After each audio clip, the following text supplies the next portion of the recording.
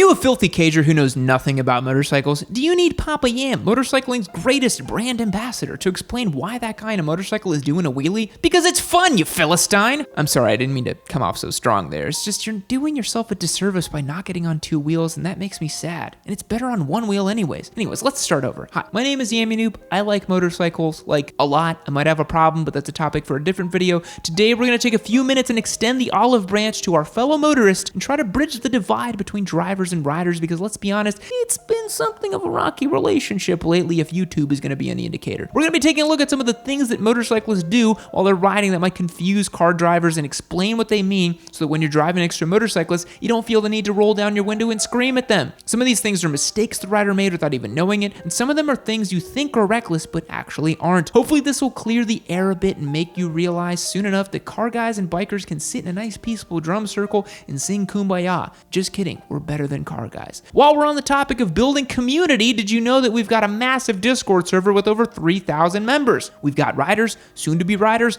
bike-curious people, normies who don't ride at all under one roof hanging out. If you want to join up and hang out with a bunch of cool folks, and yours truly, I am on there every day, click the link below, head over to yammynoob.co and sign up. You'll get access to exclusive live streams, behind-the-scenes content, and early access to videos. The folks on the Discord already have access to the first ride video of our brand spanking new giveaway bike, which we haven't even revealed yet. Oh, and speaking of the giveaways, you'll get entered to win our giveaway bikes at the same time. But if all you want to do is get a t-shirt and win a bike, you can go over to yammynoobmerch.com, where every dollar you spend on our designer high-fashion merch is an entry to win. Or maybe you've got some riding gear you need to go with or some tires you want to buy. Well, we've got you covered over at ynmoto.co, where you guessed it, every dollar you spend is an entry to win. Self-promotion over, let's dive into the confusing things that motorcyclists do. The first thing I want to talk about are hand signals. Motorcyclists have a whole bunch of hand signals that they use to communicate everything from speed up to I need to take a leak really quick. Let me see the next gas station. Riders use these universal hand signals to share information with people that they're riding with or with complete strangers. Sometimes they even have hand signals that are universal that you should be paying attention to. I made a whole video explaining hand signals in the past, so check that one out for more detail, but I'm going to cover the most common ones here for you. First and most common, the biker wave. This is when two riders pass by each other and hold out their left hand with two fingers extended. That's basically just a saw dude, but for motorcyclists. Originally it means two wheels down, a shorthand for ride safe, but since then it's basically just morphed into a universal greeting. The second you'll see bikers exchanging is tapping the top of the helmet. That means one motorcyclist has spotted a police car and that everyone should ride carefully. Sometimes you'll see a line of motorcyclists slow down or move over a bit on the other lane. That's your cue to floor it past the whole bikers and distract the cop for a while. Just kidding. If you see bikers do that, just drive like a normal person. Lastly, a biker holding their hand out or a palm down or flapping his arm. That does not mean that he or she is trying to take flight like the daredevils of old, but rather indicating that everyone should slow down. Maybe there's something in the road or a sharp turn or who knows what, but just let off the gas and take it easy. Number two, why is that motorcyclist in front of you riding with their blinker on? They've been turning and riding like that for 10 minutes and they still haven't turned. Is that your cue to pull up next to them and shout that they're an idiot and get off the road? Nope, they probably just forgot to turn it off. Here's the thing a lot of car drivers don't know. Most motorcyclists don't have self-canceling blinkers. Yeah, bet you completely forgot that your car just automatically does that because you've never had to do it yourself and just assumed every vehicle does it. Well, on the vast majority of motorcycles, you need to cancel the blinker yourself, and a lot of times a rider just forgets. Insert Buick blinker joke here.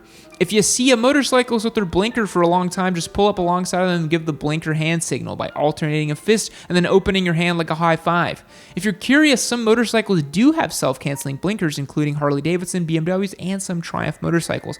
Otherwise, just assume that the guy on a little sport bike with his blinker left it on by accident. Number three, why do motorcycles speed away from a stoplight so fast? Are they trying to show off how fast their bike is? That's unsafe and probably illegal, right? No.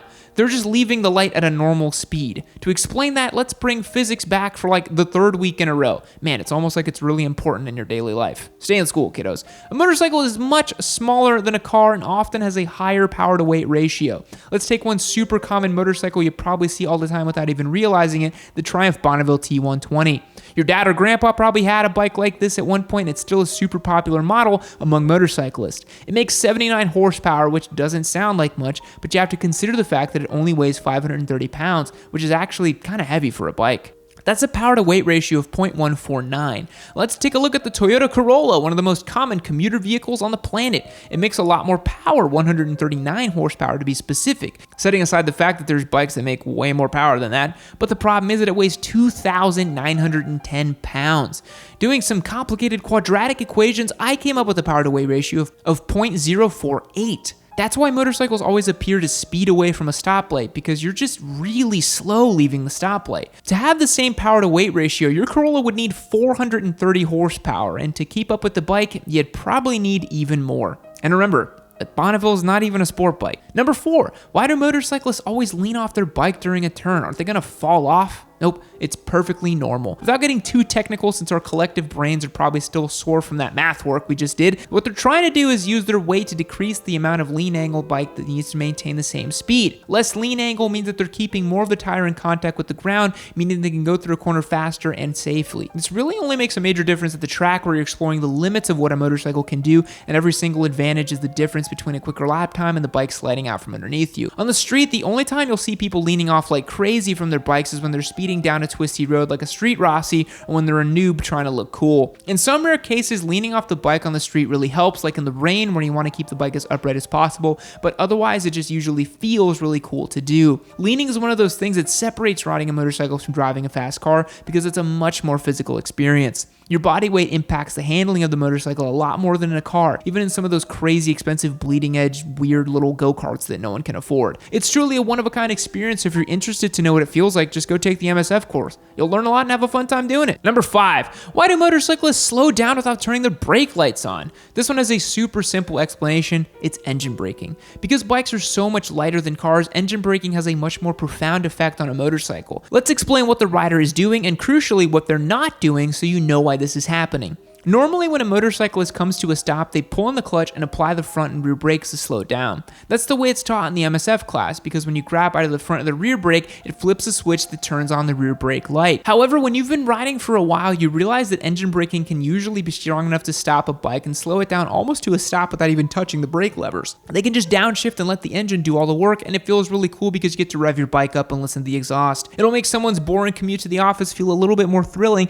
especially when they have a quick shifter. Sometimes bikers will develop a bad habit of not pulling a brake lever when they downshift, meaning that their brake light probably won't illuminate. It's a common mistake, and one that the rider's probably making without even realizing it. I promise they're not trying to brake check you or purposefully ruin your day. They're probably just oblivious of the fact that they're slowing down in front of you without flashing their brake light. There are some lights that are activated by G-forces and turn on when they sense the bike is slowing down, but those are optional mods that you can put on a motorcycle and don't come stock. The best thing you can do as a car driver behind a motorcycle is to leave a little bit more space between you and the bike. Even if they do light up their brake lights, they'll come to a stop way faster than you, and you don't want to accidentally rear-end a motorcyclist. Seriously, don't rear-end motorcyclists. Number 6, why is that rider standing up on their motorcycle? Well, there's tons of reasons for this, but let's tackle the most common ones. First, maybe there's a pothole or an obstacle in the road they have to ride over. When you have to go over a bump on a motorcycle, it's nice to stand up on the pegs to let your knees absorb the bump rather than your spine. Yes, motorcycles have suspension components to help smooth out the ride, but it's a lot easier for a bump in the road to bottom out a motorcycle suspension than on a car. Also, a lot of high-performance motorcycles have super stiff rear suspension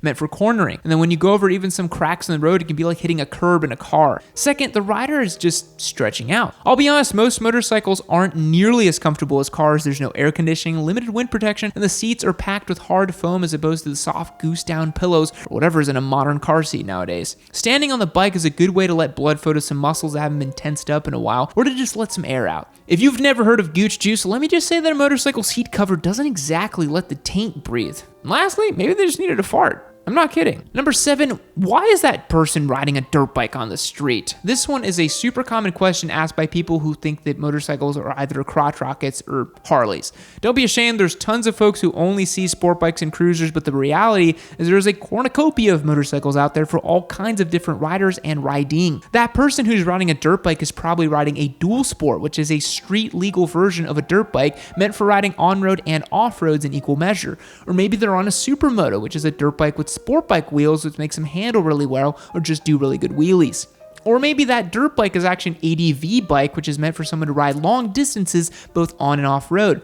I could go on explaining so many different types of motorcycles. There's just so many different ones and each one does something specific. And it's not like I already made a bunch of videos talking about that. Heck, not even all sport bikes are made the same. You've got super sports and sport touring bikes. If you're interested in learning about more of the different styles of motorcycles, we recently released a video going into exhaustive detail, breaking down the most common types of bikes you'll encounter. Also, if you're the kind of person who doesn't want to get on a bike because you don't want to be a leather daddy Harley rider or total squid on a crotch rocket, you might find a kind of bike that speaks to you, and maybe you'll reconsider jumping on a motorcycle. Fact: double stuffed Oreos are only 1.86 times as stuffed as classic Oreos.